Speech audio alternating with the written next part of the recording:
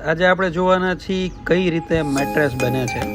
આપણે જે મેટ્રેસ જોવાના છીએ એની અંદર 3 લેયર યુઝ કરેલા છે. નીચે હાર્ડ માટે HR40 યુઝ કરેલું છે, એની ઉપર 1 ઇંચનું હાઇપર સોફ્ટ ફોમ યુઝ કરેલું છે અને એની ઉપર આપણે 100% natural latex made in Thailand use કરેલું છે.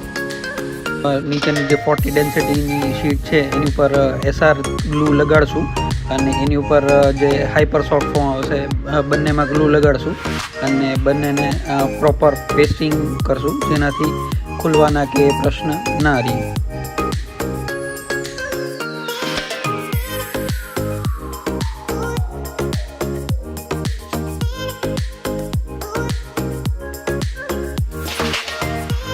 બેઝ લેયર અને મિડલ લેયર શીટ આપણે વ્યવસ્થિત ચોંટાડી દીધું છે.